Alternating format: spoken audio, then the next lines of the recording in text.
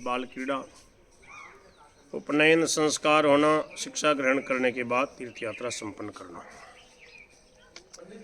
आनंद रामायण का ये दूसरा अध्याय का विषय है।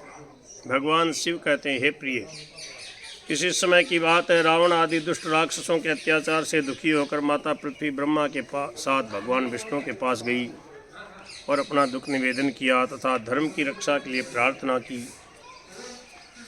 पृथ्वी देवी ब्रह्मा जी के साथ में भगवान विष्णु के पास में जाके अपना दुख निवेदन किया। तब भगवान विष्णु बोले, मैं पृथ्वी पे अवतार धारण करूँगा।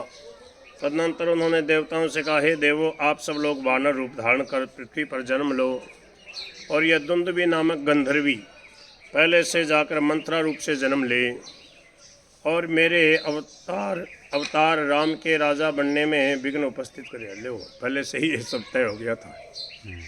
दुंदुभी नाम की गंधर्वी थी, बोले ये मंत्रा बनेगी। अच्छा। और मेरा जब राम राज्याभिषेक होने वाला होगा ना, तो ये बाधा डालेगी उसमें और मेरे को वनवास ले जाने में ये सहायता करेगी, जिससे मैं देवताओं आपका संकट दूर कर पाऊंगा। इसके अनंतर यही मंत्रा द्वापर युग के अंत में कंस के यहाँ जाकर कुब्जा बनेगी। अच्छा, ये वही है। तो ये कुब्जा वही है। मंत्रा जो थी वही ये कुबड़ी बन के आई है कुब्जा।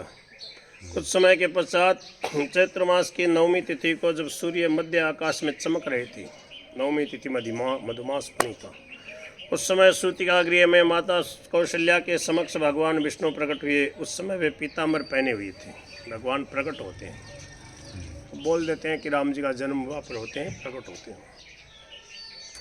वर्षाकालीन मेघ के समान उनका श्याम वर्ण था। वे अत्यंत प्रकाशमान थे। उनकी 4 भुजाएं थी। भगवान श्री हरि का वह चतुर्भुज रूप देखकर माता कौशल्या ने उनसे बाल रूप धारण करने की प्रार्थना की।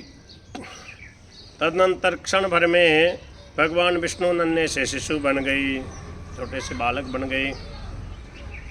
उस समय उनके शरीर की आभा सुवर्ण के समान पीत थी। स्वर्णाभरणों को धारण कर वे सुशोभित हो रहे थे। उनके नेत्र कमल के समान थे।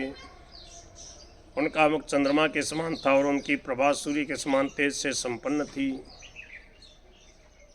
कुछ काल के पश्चात माता सुमित्रा के समक्ष भगवान शेष ही बालक रूप धारण करके प्रकट हुए और फिर कैकेयी के गर्भ से भगवान विष्णु के 2 आयुध शंख और चक्र एक साथ ही भरत एवं शत्रुघ्न के रूप में प्रकट हुए। ये बात है। वाल्मीकि रामायण में शत्रुघ्न को भरत का नहीं अपितु लक्ष्मण का सहोदर कहा गया है। अच्छा, वाल्मीकि रामायण में शत्रुघ्न को भरत का नहीं अपितु लक्ष्मण का सहोदर कहा गया। कल्पांतरीय सिद्धांत के अनुसार दोनों ही मत उचित हैं। भरत शत्रुघ्न ये शंख और चक्र थे। हाँ। कैकेयी के गर्भ से भगवान विष्णु के 2 आयुध शंख और चक्र एक ही साथ भरत और शत्रुघ्न के रूप में प्रकट हुए। वो जो खीर जो खाई थी ना कैकेयी ना 2 भाग में, तो यहाँ पर शत्रुघ्न भरत जी के भाई हैं आनंद रामायण की कथा के अनुसार। वाल्मीकि रामायण के अनुसार वे किसके भाई हैं? लक्ष्मण जी के भाई हैं। रामचरितमानस के अनुसार भी लक्ष्मण और शत्रुघ्न दोनों भाई हैं। भरत एक कैकेयी के हैं और राम जी कौशल्या के, ऐसे हैं।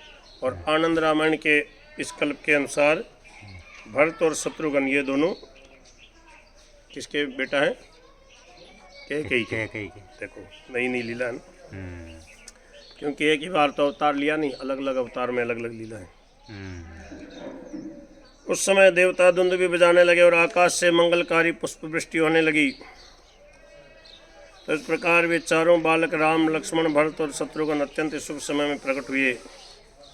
आकाश में दुंदुभियाँ बजने लगी, फूलों की वर्षा होने लगी। राजा दशरथ ने गुरु महर्षि वशिष्ठ से यथाविधि जात कर्म आदि संस्कारों को संपन्न कराया। उस समय नृत्यांगनाएं अनेक प्रकार के गान एवं नृत्य करने लगी। गुरु वशिष्ठ जी ने कौशल्या के पुत्र जो सभी भाइयों में ज्येष्ठ थे उनका नाम राम यह नाम रखा। सुमित्रा के पुत्र का नाम लक्ष्मण और कैकेयी के पुत्रों का नाम भरत तथा शत्रुघ्न ये रखा।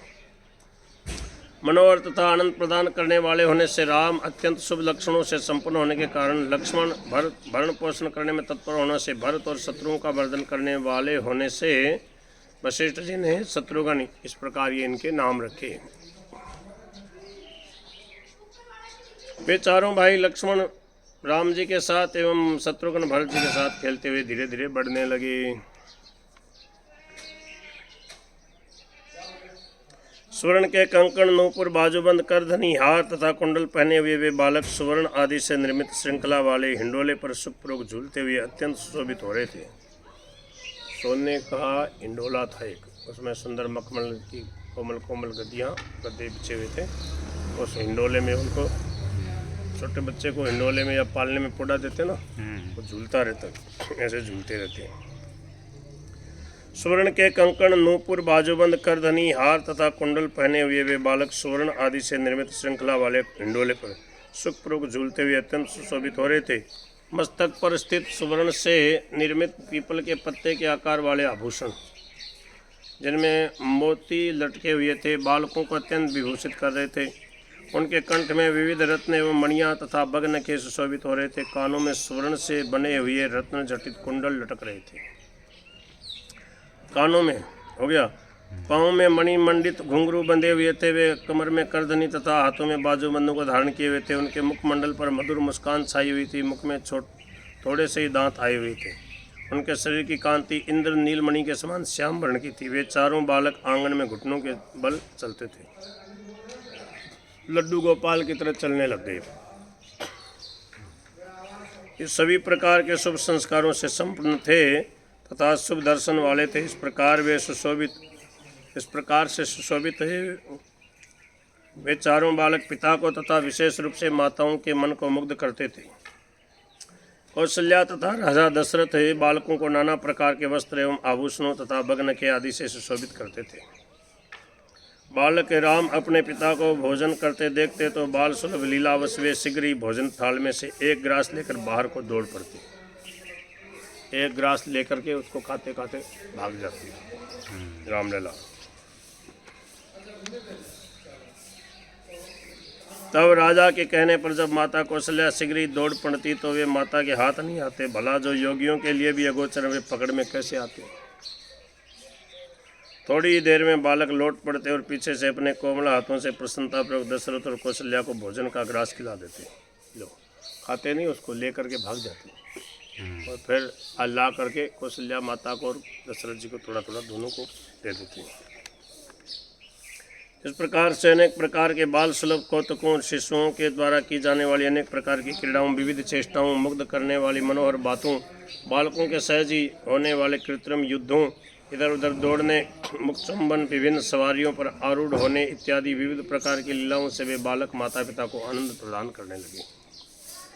कुछ समय के पश्चात वे सभी बालक सुंदर वस्त्रों तथा अलंकारों से अलंकृत होकर राजसभा में जाकर पिता को प्रणाम करके सिंहासन पर बैठने लगे।